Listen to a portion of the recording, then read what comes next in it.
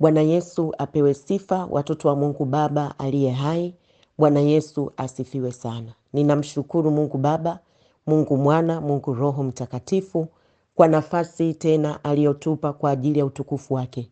Tumekusanyika kwa jina kuu la Bwana wetu Yesu Kristo, na ibada tulio nayo ni ibada ya kujifunza neno la Mungu na maombi kwa jinsi ambavyo Roho Mtakatifu wa Mungu anatuongoza na amekusudia iwe. Amen. Ninayesema nawe ni Mama El wa Jesus is the way, kwa moyo unyenyekevu kabisa na kukaribisha katika ibada hii, na imani yako yote weka kwa Mungu na kwenye neno lake ambalo latosha kukuokoa. Thamani yako inapimwa na msalaba wa Yesu, haipimwi na mwanadamu. Kwa hiyo mimi ni chombo tu. Imani yako yote weka kwa Mungu na kwenye neno lake, na Roho Mtakatifu wa Mungu apate kufungua masikio yetu na mioyo yetu, aiweke unyenyekevu katika kulipokea neno la Mungu, kwa maana neno la Mungu linaokoa, na kuelewa kwetu ndipo kufunguliwa kwetu, ndipo kutoka kwetu, ndipo kupata hatua nyingine zaidi kwenda utukufu hadi utukufu, imani hata imani. Amen. Bwana Yesu apewe sifa sana. Tafungua ibada hii kwa maombi. Mungu Baba, Mungu Mwana, Mungu Roho Mtakatifu, ninakushukuru Bwana kwa kutupa tena nafasi. Hakika Baba yetu wa mbinguni umetupa nafasi. Sante kwa neema yako ambayo Bwana imetukusanyisha tena. Na sisi tumekiri na tunaendelea kukiri kwa jina lako Yesu tumekusanyika. Sante kwa maana uko katikati yetu. Roho Mtakatifu wa Mungu, na kushukuru kwa ajili ya neno lako ambalo umelikusudia juu ya kanisa lako Bwana. Lipate kuokoa, lipate kuisha, lipate kufungua, lipate kutenda zaidi hata tunayoyawaza na tunayoyaomba. Baba, nasema asante katika jina la Bwana Yesu Kristo, mwana wa Mungu aliye hai. Bwana Yesu uliyenisimamisha katika nafasi hii kama mtumishi wako, mtumwa wako. Baba, nimesimama katika agano la damu yako takatifu, kwa nguvu ya Roho Mtakatifu, kwa uweza utokao juu. Baba, ninakusihi rehema zako na neema yako juu yangu mimi mtumishi wako, na juu ya kanisa lako lote hili Bwana, kondoo wako wa Bwana. Mungu, nakusihi rehema zako, msamaha wa damu yako kapate kupita sasa. Popote tulipokosa, iwe ni kwa kujua kwa kutokujua, ikiwa mimi Bwana mtumwa wako au hawa kondoo wako Bwana, nakusihi rehema zako Bwana. Nakimbilia kiti cha rehema na neema, kwa damu ya Yesu ninaingia na damu ya sadaka. Baba Mungu, nakusihi rehema zako na neema yako zipate kutuokoa katika jina la Yesu Kristo Mwokozi, mwana wa Mungu aliye hai. Rehema zako na neema yako Bwana zipate kutuokoa katika mahitaji yote. Damu ya Yesu Kristo ya agano jipya iliyomwagika ipate kutusafisha. Damu ya mwana kondoo wa Mungu asiyekuwa na hatia. Baba, nasema asante kwa msamaha huu, kwa kuwa kwako kuna msamaha ili jina lako liogopwe, na wewe ndiwe Mungu unayesamehe kwa ajili yako mwenyewe. Baba, asante kwa kutupa nafasi hii. Kwa jina la Yesu Kristo mwana wa Mungu aliye hai, ninaichota damu yako takatifu, ninanyunyiza damu ya Yesu kwenye mioyo yetu, roho zetu, nafsi zetu, akili, fahamu zetu. Ninamwagia Biblia zetu damu ya Yesu, na kuzinyunyizia damu ya Yesu masikio yetu ya ndani na ya nje, na macho yetu Baba ninayamwagia damu ya Yesu na kuyanyunyizia damu ya Yesu, tupate kuona vile ambavyo umetukusudia. Damu yako Yesu ikaondoe magamba, tupate kulisikia neno lako na kuona kusudi lako ndani ya neno lako. Sante Bwana, kwa kuwa Bwana wewe Mungu ni mwema na fadhili zako ni za milele. Ninaifunika ibada hii kwa damu ya Yesu Kristo ya agano jipya, katika jina la Yesu Kristo mwana wa Mungu aliye hai. Kila mamlaka zote za giza, nguvu za giza, ufalme wa giza, majeshi ya mapepo mabaya, pepo wachafu katika ulimwengu wa kiroho, shetani Lucifer na mawakala wake wote, wanapoiangalia ibada hii Bwana Yesu, wakakuone wewe katika jina la Yesu Kristo mwana wa Mungu aliye hai. Wakaione damu yako takatifu ya agano jipya katika jina la Yesu Kristo mwana wa Mungu aliye hai. Roho Mtakatifu wa Mungu, Roho Mtakatifu wa Mungu, kalithibitishe neno lako sawa sawa na ahadi yako, na yoyote au mamlaka yoyote iliyojipanga kuzuia kusudi la Mungu juu ya ibada hii, nami ninaitamkia kwa mamlaka kuu ya jina la Yesu, imeshindwa katika jina la Yesu Kristo mwana wa Mungu aliye hai. Baba, ufalme wako ukasimame, ufalme wako Mungu uliye hai, Mungu wa Ibrahimu, Isaka na Yakobo, Mungu wa baba yetu Yesu Kristo, ufalme wako uje hapa duniani kama uko mbinguni. Kwa jina la Yesu, na mapenzi yako Baba yapate kusimama katika jina la Yesu Kristo Mwokozi. Asante Yesu kwa neno lako lililo tayari kuponya, kuokoa, kufungua, moto la wenye kuteketeza kila pando na kung'oa kila pando ambalo kulipanda wewe Bwana, katika jina la Yesu Kristo mwana wa Mungu aliye hai. Libarikiwe jina lako Yesu na lihimidiwe. Sante Bwana, nijalie mtumishi wako kusimama kwa ujasiri wote katika Roho wako Mtakatifu, katika jina la Yesu imekuwa. Amen. Bwana Yesu apate kupewa sifa. Na ujumbe ambao Mungu Baba ameuachilia katikati yetu unasema ya kwamba Mungu wa mbinguni anatutaka tumpe heshima yake. Amen. Na kuelewa kwako ndio kufunguliwa kwako, na ndio kuwa wewe msaada kwa wengine pia. Somo linasema ya kwamba Mungu wa mbinguni anatutaka tumpe heshima yake. Kwa hiyo wapendwa, yatupasa kumheshimu Mungu zaidi ya watu, zaidi ya hali na zaidi ya vitu. Amen. Yatupasa kumheshimu Mungu zaidi ya watu, zaidi ya hali na zaidi ya vitu, kwa sababu Mungu wa mbinguni anatutaka tumpe heshima yake. Analitaka kanisa lake limpe heshima yake. Bwana Yesu apewe sifa sana. Nitasoma neno la Mungu katika Malaki 1 mstari wa 6. Malaki 1 mstari wa 6, neno la Mungu linatuambia, mwana humheshimu baba yake na mtumishi humcha bwana wake. Basi kama mimi ni baba yenu, asema Bwana, heshima yangu iko wapi? Na kama mimi ni bwana wenu, kicho changu kiko wapi? Yani kumcha yeye kuko wapi? Bwana wa majeshi awauliza ninyi. Nitarudia tena kusoma. Hili ni neno la Mungu na maneno haya yanatoka kwenye kinywa cha Mungu. Anatuuliza sisi, anakuuliza wewe. Jitafakari kwa binafsi. Amen. Mwana humheshimu baba yake. Hii ni Malaki 1:6. Mwana humheshimu baba yake na mtumishi humcha bwana wake. Basi kama mimi baba yenu, heshima yangu iko wapi? Mungu anasema kama yeye ni baba yako, heshima yake iko wapi? Na kama mimi ni bwana wenu, kicho changu kiko wapi? Yani hofu yake iko wapi? Hofu ya kumcha Mungu ndani yetu sisi iko wapi? Anauliza. Alafu neno la Mungu linasema Bwana wa majeshi awauliza ninyi. Yani anatuuliza sisi. Na Roho Mtakatifu wa Mungu atusaidie sana. Nitakwenda kuelezea kwa kadri Roho wa Mungu anavyoniongoza kuelezea. Kwa ufupi, Mungu Baba, yeye kama baba anadai heshima yake kwetu. Kwa ufupi neno hili, Mungu anadai heshima yake kwetu. Yani anadai uchaji wake kwetu. Yani anadai hofu yake kwetu. Ameona ya kwamba wanadamu hofu yake haipo kabisa, imepungua au haipo kabisa.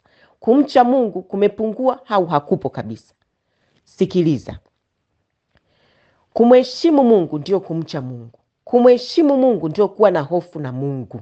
Na hapa ninamuongelea Mungu Baba, Mungu Mwana, Mungu Roho Mtakatifu, Mungu wa Ibrahimu, Isaka na Yakobo, Mungu wa Bwana wetu Yesu Kristo, Baba wa utukufu aliyeumba mbingu na nchi. Siongelei miungu, ninamuongelea Mungu wa Bwana wetu Yesu Kristo. Yeye ndiye Mungu wa pekee wa kweli, na Yesu Kristo aliyemtuma kwetu. Huyo ndiye yatupasa kumwamini. Bwana Yesu apewe sifa sana. Sasa nimekwambia kumheshimu Mungu maana yake ni kumcha Mungu na kuwa na hofu ya Mungu. Na ulokole wetu utakuwa ni bure. Kuokoka kwetu kutakuwa ni bure. Utakuwa ni bure kwetu kama hatutofikia hatua ya kumheshimu Mungu. Bwana Yesu apewe sifa sana. Kwa sababu nitakupa kwa sababu hatutaziona baraka za Mungu ikiwa hatutafikia kiwango cha kumheshimu Mungu. Hatutaziona nguvu za Mungu. Tutakuwa tu tunamsoma Mungu wa kwenye kitabu, lakini kudhihirika kwenye maisha yetu Tutakuwa tunamuona Mungu kwenye Biblia, lakini kudhihirika kwenye maisha yetu, kwenye nyumba zetu, kwenye kizazi chetu, kwenye mataifa yetu, itakuwa hadhiriki, kwa sababu heshima yake anauliza iko wapi? Kwa hiyo ulokole wetu utakuwa ni bure kama hatutofikia hatua ya kumheshimu Mungu. Bwana Yesu apewe sifa sana. Hatutoziona nguvu za Mungu, hatutomuona Mungu kwa kiwango alichotukusudia tumuone, kwa sababu kiwango cha Mungu ni cha juu sana sisi kumuona, sisi kumshuhudia matendo yake, sisi tuliomwamini Yesu, sisi tuliokombolewa kwa damu ya Yesu. Lakini ni lazima tuwe na hofu na Mungu, tusimzoelee Mungu. Hatutaleta mabadiliko yoyote kwenye jamii kama hatutofikia kiwango cha kuwa na hofu ya Mungu. Na hii yote ni kwa sababu huyu Mungu tunayesema ni baba yetu, tumekosa kumheshimu, tumemzoea sana, hatuogopi kumkosea, na hii inamsikitisha Mungu sana sana. Na Roho Mtakatifu wa Mungu atusaidie, na kwa neno hili atufungue katika jina la Yesu. Bwana Yesu apewe sifa sana. Mfano, kanisa la sasa, mtoto wa Mungu wa sasa, kanisa limefikia kiwango mtu anasikiliza neno la Mungu au mtu anasali huku anachati na simu, na wala dhamiri ya huyu mtu haishtuki. Hofu ya Mungu imekata kabisa. Au mfano mwingine tu tunauona, madhabahu siku hizi imekuwa ni sehemu ya majibizano. Madhabahu ya Mungu imekuwa ni sehemu ya mipasho, imekuwa sehemu ya majibizano, imekuwa sehemu ya watu kujiinua. Hofu ya Mungu iko wapi wapendwa? Heshima ya Mungu iko wapi? Anayeuliza ni Mungu katika Malaki 1:6. Mfano mwingine, sisi kama kanisa tumefikia kiwango hata mtu akimkosea Mungu, hatui na mzigo wa kumwombea yule mtu tena. Hatumuombei yule mtu rehema, hawe ni mtumishi, awe ni mtu wa kawaida. Hatui na ule mzigo wa kuomba rehema. Ule upendo Mungu aliyousema, upendo wa kupendana, haupo tena. Badala yake, kanisa ndio linakuwa la kwanza kumsema yule mtu, kufurahia maanguko yake. Maanguko ya mtoto wa Mungu unayafurahia. Heshima ya Mungu iko wapi? Mungu anauliza heshima yake iko wapi? Sasa mwenye kanisa anatuuliza iko wapi heshima yake anayoitarajia kwetu? Na Roho Mtakatifu wa Mungu atusaidie sana. Mpendwa mtoto wa Mungu, ninajua kuna mengi unayatamani Mungu akubarikie, na kuna mengi unatamani Mungu akutendee maishani mwako, na Mungu Baba yuko tayari kuyafanya. Lakini nipo hapa leo kukwambia kipimo cha Mungu kukubariki na kukutendea unayoyatamani ni hofu yako juu yake, ni heshima yako juu yake. Unamheshimu Mungu kwa kiwango gani? Mungu anasubiri umtambue yeye kama Mungu wako, yeye kama baba yako, yeye kama Bwana wako. Umpe yeye heshima anayostahili. Bwana Yesu apewe sifa sana. Na ndio maana hili neno katika Malaki 1:6 anasema hata mwana humheshimu baba yake, na mtumishi anamcha bwana wake. Basi kama mimi ni baba yenu, heshima yangu iko wapi? Na kama mimi ni bwana wenu, kicho changu kunicha mimi kuko wapi? Bwana wa majeshi awauliza ninyi. Sasa kila mmoja wetu ajitafakari. Neno hili kupe kujitafakari. Unamheshimu Mungu kwa kiwango gani? Sasa, na hii sio habari ya cheo chako kanisani, au hii sio habari ya kwenda kwako kanisani na mahudhurio yako ya kanisani, kwa sababu unaweza ukawa na cheo kanisani na ukapewa majina yote na kutumika kanisani vizuri tu, lakini usiwe na hofu ya Mungu, usiwe unamcha Mungu, usimheshimu Mungu. Mfano, unaweza ukawa hata na jina la askofu, una jina la mchungaji, una jina la mtumishi, lakini ukawa huna hofu ya Mungu. Unaweza ukawa muimbaji wa kwaya mzuri tu, lakini huna hofu ya Mungu. Unaweza ukawa mwendaji mzuri wa kanisani, muhudhuriaji mzuri wa ibada, lakini huna hofu ya Mungu, yaani haumchi Mungu. Yaani mawazo yako, maneno yako, matendo yako hayampi Mungu utukufu kabisa. Maneno yako, mawazo yako, matendo yako yako mbali kabisa na Mungu. Umefikia hatua umeanza kukubaliana na dhambi, umeanza kukubaliana na uovu, umeanza kukubaliana na ubaya, wala hauchukii. Umefikia hatua dhamira yako haioni shida kufanya mabaya. Huna ujasiri wa kusema hapana kwenye mambo ambayo hayampendezi Mungu, na huna ujasiri wa kusema ndio kwenye yale ambayo yanampendeza Mungu. Na zaidi ya yote, hata yale yasiyompendeza Mungu huna tena hata ujasiri wa kuyakemea, kwa sababu wewe mwenyewe unayafanya. Na Roho Mtakatifu wa Mungu atusaidie sana. Na unaona ni sawa kabisa, yaani dhamira yako imekufa, haina tena hofu ya Mungu. Na Roho Mtakatifu atusaidie sana. Labda niseme ushuhuda huu ambao utakuinua wewe. Nilipita katika pito hili ninalokuambia, nilipita. Na katika kupita kwangu, Mungu akaniokoa kwa neema yake. Amen. Nilipita nikajikwaa katika hayo ninayokuambia. Lakini neema ya Mungu ilinifuata ikanifundisha. Na katika Mungu kunifundisha, akaniambia niwaimarishe na wengine, niwaimarishe na kanisa lake.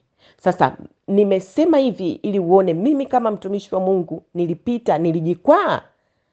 Lakini ashukuriwe Mungu ambaye hakuniacha nianguke na kuishia chini. Mungu akaninyanyua, akanisimamisha. Akaniambia, mwanangu, nimekusimamisha, nimekunyanyua, nimekusaidia, na wewe wafundishe, tengeneza barabara wengine wapate kupita. Na ndio maana leo niko hapa kukwambia hili neno kwa ujasiri, ya kwamba kuna mengi unayatamani, kuna mengi unataka Mungu akufanyie. Na ni kweli kabisa Mungu ni wa rehema na anataka kukufanyia na ameahidi kukufanyia. Lakini kipimo cha wewe kufika hapo ni hofu ya Mungu ndani yako. Bwana Yesu apewe sifa sana. Bwana Yesu apewe sifa sana wapendwa. Na ni maombi yangu usijikwae kama mimi nilivyojikwaa. Neno hili likusafishie njia. Na kama ulikuwa umejikwaa, umeanguka, neno hili likuinue. Rehema za Mungu zilizopo kwenye neno lake likuinue. Neema ya Mungu ikuinue. Bwana Yesu apewe sifa sana. Na ndivyo itakavyokuwa katika jina la Yesu. Mithali 8 mstari wa 13, neno la Mungu linatuambia katika Mithali 8 mstari wa 13, kumcha Bwana, yani kuwa na hofu ya Mungu, ni kuchukia uovu, kuchukia kiburi, kuchukia majivuno na njia mbovu, na kinywa cha ukaidi ukichukie. Haleluya, tuko pamoja? Maneno yako yawe hana hofu ya Mungu. Ikiwezekana nyamaza. Amen. Matendo yako, mawazo yako yawe na hofu ya Mungu. Usijiinue, usiwe na kiburi, uchukie majivuno, uchukie kiburi, uchukie uovu, uchukie dhambi.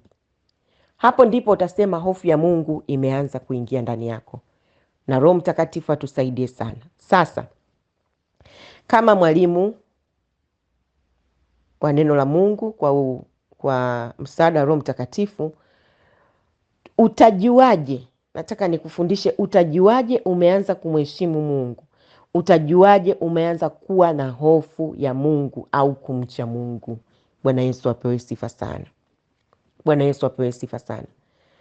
Unajua mambo mengi, mapigo mengi yatazuiliwa kwa wewe kuamua kumcha Mungu, kusimama na kuamua kumtii Mungu. Wanasema ni heri tiba, si ndio? Ni heri kinga kuliko tiba. Yani ni heri ujikinge kuliko kusubiri upate magonjwa alafu uanze tena tiba. Process inakuwa ni ndefu. Kwa hiyo amua leo. Utajuaje umeanza kumheshimu Mungu na kuwa na hofu ya Mungu na kumcha Mungu? Sikiliza mtoto wa Mungu. Ni pale, sema ni pale. Ni pale Mungu na neno lake ndiyo wanakuwa na maamuzi ya mwisho katika maisha yako. Mungu na neno lake ndio wanakuwa na maamuzi ya mwisho juu ya maisha yako, bila kujali mazingira, bila kujali hali unayoipitia, bila kujali mazingira unayopitia, bila kujali watu, bila kujali vitu. Yaani haijalishi ni nani kasema, nitakipima kile kilichosemwa na neno la Mungu. Yaani haijalishi hali na mazingira ninayoyapitia, nitaangalia neno la Mungu linaniambia nini juu ya hali hii ninayoipitia. Yaani haijalishi ni mwanadamu gani ananisukuma kufanya hichi kitu, nitaangalia Mungu anasemaje kwanza kabla sijaingia kwenye huo msukumo wa kufanya hicho kitu. Na Roho Mtakatifu atusaidie sana.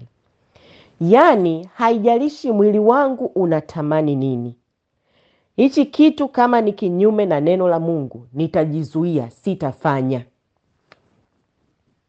Kwa ufupi, kumcha Mungu ikifikia kwenye swala la kumtii Mungu, uko tayari kwa lolote, haujali utakachopoteza. Haleluya. Haleluya. Kiwe ni kitu ambacho kitakufanya umkosee Mungu, uko tayari kukipoteza, lakini heshima yako kwa Mungu iko pale, basi ukipoteze. Basi kiondoke tu. Kama ni mwanadamu ambaye ana kufanya umkosee Mungu, basi aende, lakini heshima yangu kwa Mungu ibaki pale pale. Bwana Yesu apewe sifa sana. Na Roho Mtakatifu wa Mungu atusaidie sana. Kama ni mazingira, basi nitayapima na neno la Mungu haya mazingira ninayo yapitia. Sasa jiulize na neno hili leo likuponye. Je, ni nani ana maamuzi ya mwisho kwenye maisha yako? Kwenye kila uamuzi wako, ni nani ana uamuzi wa mwisho? Je, ni nani ana maamuzi ya kila hatua unayotaka kuichukua? Unataka kuchukua hatua fulani, nani ana maamuzi? Ni neno la Mungu? Ni Mungu na neno lake? Au ni mazingira? Au ni vitu? Au ni mwanadamu? Pima. Bwana Yesu apewe sifa sana. Maana yake unaanza kumfikiria kwanza Mungu au kumfikiria mtu au kujifikiria wewe mwenyewe. Yaani kufikiria tamaa yako wewe mwenyewe, kwamba niikidhi tamaa yangu hata kama nikimkosea Mungu, lakini tamaa yangu nimeikidhi. Au unamfikiria Mungu kwanza, kwamba hichi kitu nikifanya nitafarakana na Mungu, uwepo wa Mungu utapungua. Au kufikiria mazingira au kufikiria hali unayoipitia. Unaanza kufikiria nini katika hatua unaotaka kuichukua au hatua uliokwisha ichukua. Jitafakari, ulianza kufikiria nini? Bwana Yesu apewe sifa sana. Na Roho Mtakatifu wa Mungu akusaidie usijikwae, kama nilivyokuambia na kuombea usijikwae kama mimi nilivyojikwaa. Usianguke, na kama ulikuwa umeanguka usimame kwa jina la Yesu. Na kama ulikuwa kuna hatua unataka kufanya, pima kwa neno hili. Bwana Yesu apewe sifa sana. Mfano, ukiona mfano tu, natoa mfano. Kuna mifano mingi na mambo mengi. Pima kila mazingira maisha yako, ujitafakari, ujipime. Mfano, ukiona hali unayoipitia imekubana, unapita kwenye hali ngumu hadi inakufikisha kwenye kuiba au kupokea rushwa, ujue haujaanza kumuhofu Mungu, hujaanza kumheshimu Mungu bado. Mfano mwingine, ukiona kwa sababu ya mtu au kwa sababu ya kumtii mtu umefikia hali ya kwenda kinyume na neno la Mungu, bado ujue huna hofu ya Mungu, bado haumheshimu Mungu. Hata kama unasema Bwana Yesu asifiwe, Bwana Yesu apewe sifa sana, hata kama unatumika bado. Kwa hiyo ukiona uko tayari kumtii mwanadamu kuliko kumtii Mungu, bado huna hofu ya Mungu, bado hujaanza kumcha Mungu.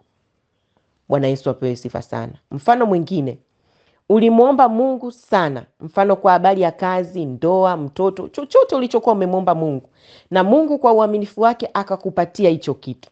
Lakini baada ya Mungu kukupa hicho kitu, hauna muda tena na Mungu. Ile spidi yako ya kumtafuta Mungu imepungua. Uko busy. Mungu kila anapokutafuta hakuoni kwenye nafasi yako. Kama vile Adam na Eve walivyokabidhiwa bustani na kila kitu kilikuwemo humo. Baadaye Mungu anawatafuta kwenye nafasi, anawaambia mko wapi? Hawapo. Sasa ukiona ulimuomba Mungu kitu na Mungu akakupa kile kitu, lakini baada ya kupokea kile kitu umekuwa bize, huna tena muda na Mungu, ujue hujaanza bado kumheshimu Mungu. Na ndio maana neno la Mungu linasema mheshimu Mungu kwa mali zako. Tutalisoma hili neno. Nafikiri ni Mithali 3 ule mstari wa 9, anasema mheshimu Bwana kwa mali yako na kwa malimbuko ya mazao yako, ndipo ghala zako zitakapojazwa kwa wingi. Mheshimu Bwana kwa utajiri wako. Mheshimu Bwana kwa kile alichokupa. Ulimuomba akakupa, basi katika hicho mheshimu. Sio kitu hicho tena kikufanye uwe mbali na Mungu. Bwana Yesu apewe sifa sana. Kwa hiyo jitafakari, je, umefikia hatua za maisha yako? Je, umefikia hatua za maisha yako umeweka kwenye vitu, kwenye watu, au kwenye hali, au kwenye mazingira, au bado maisha yako yako mikononi mwa Mungu? Bwana Yesu apewe sifa sana. Mithali 3 mstari wa 7, neno la Mungu linasema, huyu ni Mungu anatuambia, usiwe mwenye hekima machoni pako, bali mche Bwana ukajiepushe na uovu. Mche Bwana, uwe na hofu na Mungu. Usiwe mwenye hekima machoni pako, usijione unajua sana, bali uwe na hofu na Mungu ukajiepushe na uovu. Hofu ya Mungu ndio itakao kufanya kusema hapana mahali ambapo unatakiwa kusema hapana, na kusema ndio mahali ambapo unatakiwa kusema ndio. Na neno la Mungu linasema, nayo itakuwa afya mwilini pako na mafuta mifupani mwako, uzima utakufuata. Amen. Kustawi kutakufuata, kwa sababu hujawa na hekima machoni pako, umeamua kumcha Mungu. Hata kama dunia na waliokuzunguka watakuona wewe ni mjinga, watakuona wewe ni mshamba kwa kumcha Mungu, ni heri kumpendezesha Mungu kuliko kuwapendezesha wanadamu, kwa sababu it's just a matter of time. Itakuja kujulikana tu, ni kiasi cha muda tu. Mungu atakuinua, Mungu atakusimamisha. Na ndio maana neno la Mungu linasema, nyenyekeeni chini ya mkono wa Mungu ulio hodari, atawakweza kwa wakati wake. Mungu atakukweza, usikate tamaa, usikate tamaa, na Mungu akusaidie usije ukajikwaa katika hili jiwe. Bwana Yesu apewe sifa sana. Bwana Yesu apewe sifa sana. Bwana Yesu asifiwe sana. Nitasoma Mithali 22 mstari wa 4 na kwenda kumaliza. Mithali 22 mstari wa 4, neno la Mungu linasema, thawabu ya unyenyekevu. Hebu tuseme wote, thawabu ya unyenyekevu ambayo ni kumcha Mungu ni utajiri na heshima, nayo ni uzima. Haya yote yatakufuata ikiwa umeshuka, umelisikia neno la Mungu, limekuongezea imani, limekupa imani ya unyenyekevu, thawabu ya unyenyekevu. Kumbe kumcha Mungu, kuwa na hofu ya Mungu ni hatua ya unyenyekevu. Na hii hatua ya unyenyekevu ina zawadi. Na hii zawadi inatoka kwa Mungu. Na hii zawadi ni utajiri. Amen. Ni heshima, utaheshimiwa. Nayo pia ni uzima. Bwana Yesu apewe sifa sana. Na nitamalizia na Mithali 1 mstari wa 33. Neno la Mungu linasema, huyu ni Bwana anasema, asema Bwana, bali kila anisikilizaye atakaa salama, naye atatulia bila kuogopa mabaya. Bali kila amsikilizaye Mungu, huyu Bwana asema hivi, bali kila anisikilizaye, yani anayemsikiliza Mungu, sio kumsikiliza Mama El, bali kila anisikilizaye, mwasema Bwana, atakaa salama, naye atatulia bila kuogopa mabaya. Hivi unajua kukosa utulivu kwako na kuwa na uoga wa maisha ulio nao, huo uoga wa maisha ulio nao ni kwa sababu umeacha kumheshimu Mungu, ni kwa sababu umeacha kumhofu Mungu, ni kwa sababu umeacha kumtii Mungu, haumchi Mungu tena, na dhamira yako imekufa, haikushuhudii tena. Leo neno hili likufufue, neno hili kupe uzima, neno hili kutoe kwenye hilo shimo katika jina kuu la Bwana Yesu. Na wote tuseme amen. Amen. Umelisikia neno la Mungu. Wewe ndio unayejua ulipopita, unapopita na unapotaka kupita na hatua unaotaka kuichukua. Kwa hiyo nakupa nafasi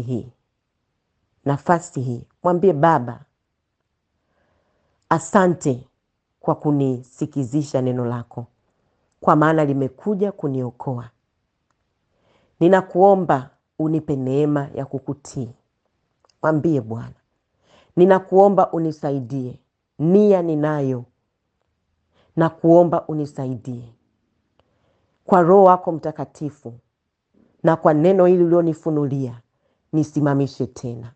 Mwambie Mungu, mwambie Baba, ulipokwama mwambie akurehemu. Kuna mahali uliwasikiliza wanadamu badala ya kumsikiliza Mungu. Omba rehema kwa Mungu. Kuna mahali uliona kabisa mazingira yalikusukuma, hali ilikusukuma mpaka ukamkosea Mungu. Unalijua kabisa neno la Mungu linakuambia kitu fulani, lakini mazingira yalikubana. Mwambie Mungu akurehemu.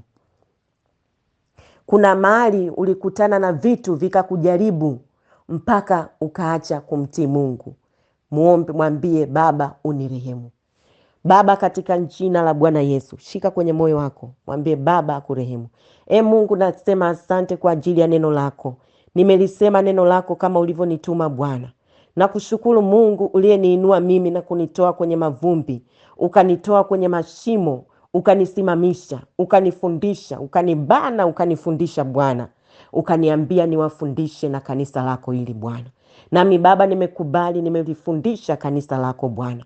Kila aliyesikia neno hili Bwana, ninakuomba Mungu kwa wingi wa huruma na rehema zako, ukamrehemu Bwana. Na ninakuomba Baba kwa uaminifu wa neno lako, asibaki kama alivyo, bali hatua zake Bwana zikaanze kuongozwa na wewe Bwana. Na kila mwenye kiu ya kulicha jina lako na hofu yako Bwana, usimwache Bwana, usimwache. Mungu uliyeniinua mimi, Mungu uliyenisaidia, ukawasaidie na kanisa lako ha Bwana, ukalisaidie kondoo wako ha Bwana. Rehema zako na neema yako juu yao, msamaha wa damu yako Yesu juu yao. Roho Mtakatifu wa Bwana, pita na nguvu zako na uweza wako, na kila pando asolipanda Baba, kama ilivyoandikwa katika neno lako, litang'olewa. Mkono wako ukanyooke, Roho Mtakatifu wa Mungu, mkono wako unyooshe juu yao sasa. Mapando yote ambayo sio ya Mungu yakang'oke, ukayang'oe kwa mkono wako wenye nguvu, kwa jina la Yesu Kristo. Na ninawatenga na hayo mapando kwa damu ya Yesu. Ninawafunika watoto wako kwa damu yako takatifu. Finyanga Roho Mtakatifu, finyanga, tufinyange. Tulipoharibika tufinyange tena Bwana. Tulipoharibika tufinyange tena, kwa maana wewe ndiwe Bwana unayefinyanga. Katika jina la Yesu Kristo mwana wa Mungu aliye hai. Roho Mtakatifu wa Mungu tufinyange. Roho Mtakatifu wa Bwana tusimamishe tena. Roho Mtakatifu wa Bwana tupe hatua nyingine tena, kwa ajili ya utukufu wa Mungu Baba, Mwana, Roho Mtakatifu, katika jina la Yesu. Ndivyo ulivyo Bwana, wewe ni mfinyanzi. Tulipoharibika unatufinyanga tena, unatufinyanga tena, unatufinyanga tena, unatufinyanga tena, jinsi upendavyo wewe. Ndivyo ulivyo Yesu, ndivyo ulivyo Bwana, wewe ni mfinyanzi. Tulipoharibika unatufinyanga tena, unatufinyanga tena, unatufinyanga tena, unatufinyanga tena, jinsi upendavyo wewe. Unaweza, unaweza Bwana Yesu, unaweza Roho wa Mungu, unaweza Baba yetu, unaweza. Hakuna jambo lililo gumu la kukushinda. Bwana Yesu unaweza, unaweza. Bwana Yesu unaweza. Roho wa Mungu unaweza. Baba yetu unaweza.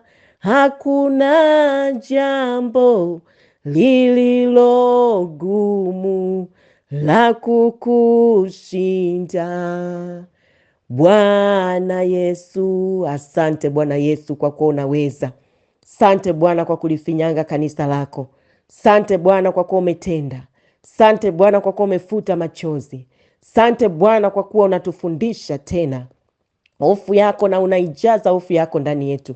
Sante Bwana kwa kutupa neema ya kusimama tena. Kwa jina kuu la Bwana wetu Yesu Kristo tumeomba kwa imani na kupokea. Amen. Amen. Mungu akubariki sana na damu ya Yesu Kristo ikufunike.